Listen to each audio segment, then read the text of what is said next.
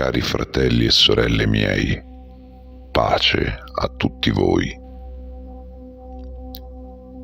Mi rivolgo oggi a ognuno di voi singolarmente, affinché possiamo immergerci con la mente, il cuore e lo spirito nella parola divina che ci viene donata questa domenica, perché essa ci accompagni nella nuova settimana che ci attende.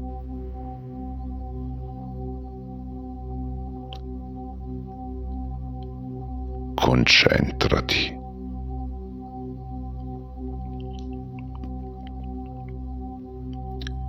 Immagina per un attimo la luce dell'alba che entra dalla finestra. Non è una luce qualunque. È la luce che mette a fuoco i contorni, che rivela dettagli che prima sembravano sfocati. Oggi le parole del profeta Malachia ci mettono davanti a due immagini radicali. Da un lato, il giorno rovente come un forno, che riduce la vanità a cenere. Dall'altro, il sole di giustizia che sorge con raggi che curano. Sono immagini estreme e per questo vere. Indicano che la storia non è neutra e che il mondo chiede una scelta di fedeltà più alta.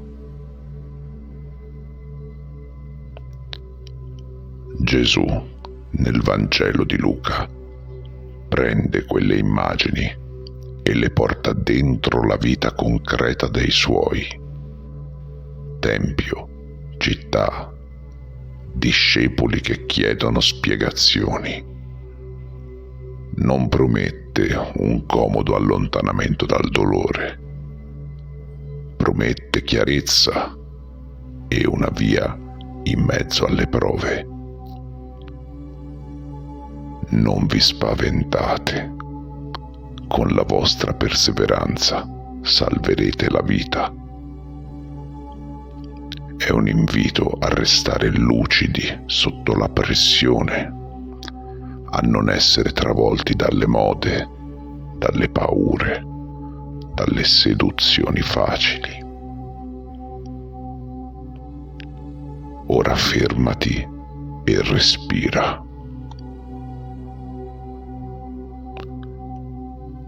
Pensa a una prova che hai vissuto. Senti la memoria, nota il corpo. La parola giorno che brucia può suonare minacciosa, ma ascoltala anche come un momento che purifica. Ciò che era finto non regge, ciò che è autentico rimane. La perseveranza non è mai una rassegnazione benigna, è una disciplina della libertà. Quando impariamo a non correre dietro a ogni panico, scopriamo che la luce che giudica è la stessa luce che cura.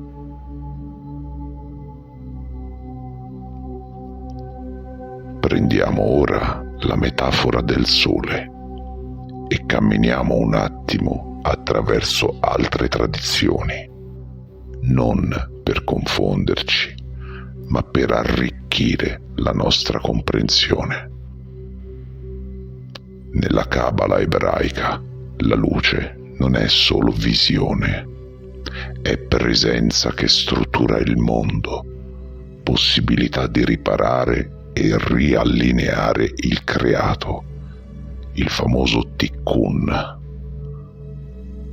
L'immagine del sole che guarisce può parlare anche della nostra possibilità di essere, ciascuno, portatori di quella luce, non come potere, ma come servizio che ricostruisce. Nella tradizione alchemica, il sole è oro. È lo stato realizzato dopo una lunga opera. All'inizio c'è quel nero, quella prova dove tutto sembra dissolversi, nigredo. Alla fine c'è la luce che rigenera. Così la promessa di Malachia si può leggere anche come promessa di una trasformazione psichica e spirituale. Sotto il fuoco, ciò che è impuro cade, ciò che è vero si concentra e diventa stabile come metallo nobile. Se lo accettiamo come immagine, allora ogni crisi è un laboratorio, ogni dolore un laboratorio.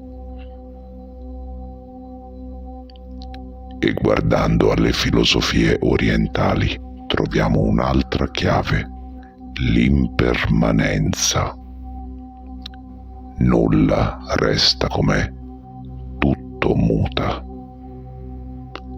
Qui la chiamata è a non ancorarsi alle illusioni che ci fanno perdere la via. L'Apocalisse evangelica, letta anche così, diventa una chiamata a svegliarsi prima che a prevedere eventi sensazionali.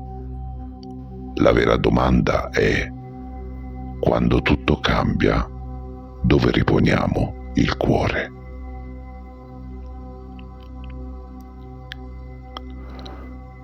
Metti insieme queste voci: la giustizia che brucia il superfluo, la luce che cura, la trasmutazione interiore e la vigilanza davanti all'impermanenza. Cosa nasce? Nasce una strada pratica che ha 4 imperativi da assolvere, 4 atti capaci di superare i 4 elementi di questo mondo. Primo, sii limpido nelle priorità. Ogni mattina lascia che la tua piccola liturgia, un respiro, una parola, un gesto, riorienti il cuore verso ciò che conta. È un'azione di perseveranza fatta di gesti elementari. La stessa parola che Paolo usa per invitare a una vita laboriosa, concreta, che non cerchi scorciatoie. La seconda lettera ai Tessalonicesi richiama l'etica del fare e dell'impegno. Secondo, impara l'arte della presenza sotto pressione. Quando le notizie gridano, quando le emozioni salgono, fai 3 respiri profondi. Descrivi a te stesso quello che stai sentendo. Vedi, senti, pensa. Il linguaggio sensoriale ci riporta al corpo e spezza l'abitudine di reagire in automatico. Ascolta la voce che dice: non ti fare ingannare, perché spesso il nemico non è quello là fuori, ma una paura che diventa identità. Terzo, accogli il fuoco come trasformazione, non come condanna personale. Se ti senti bruciato dalla solitudine, dal fallimento o da qualsiasi fastidio o sofferenza che può capitarti, lascia che la metafora alchemica ti ricordi che il dolore può essere materia prima.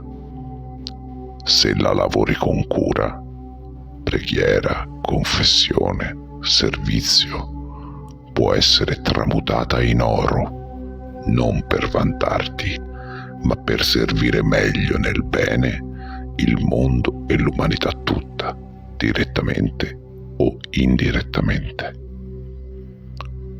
Quarto, sii testimone di guarigione.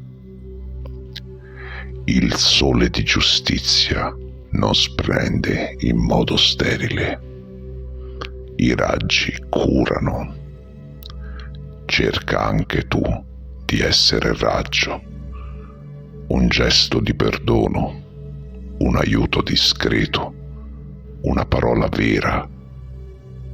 Non risolveranno tutto, ma segnano la differenza tra chi alimenta il fuoco e chi invece lo trasforma.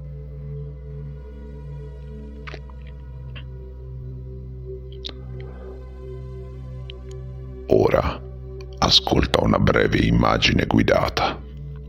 Presta attenzione al ritmo, lascia che le parole entrino. Chiudi gli occhi se vuoi, oppure fissa un punto. Immagina un orizzonte grigio. Poi alza lentamente lo sguardo. Vedi un filo di luce che cresce. Scorrono raggi dolci che toccano il volto. Quel calore non ti brucia, ti riscalda le mani, ti rende capace di alzarti.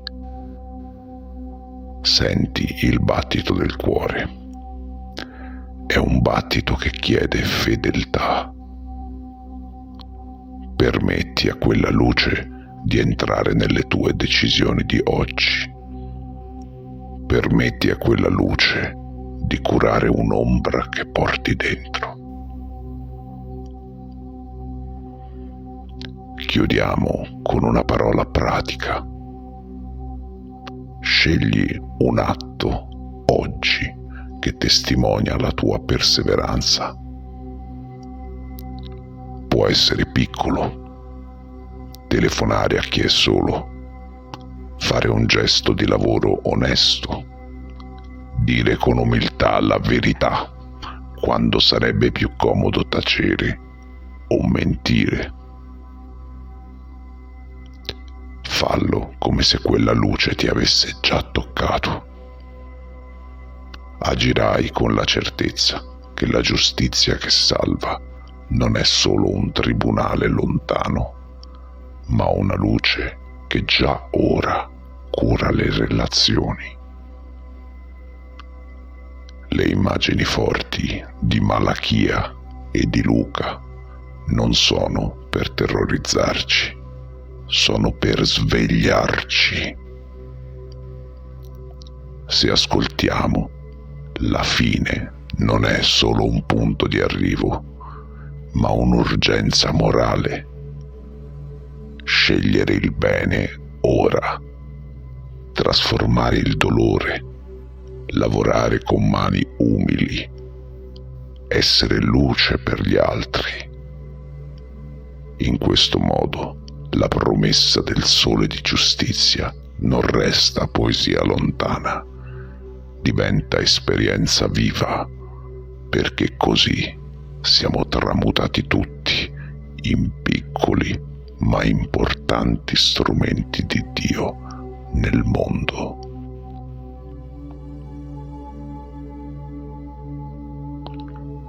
Un saluto a tutti voi.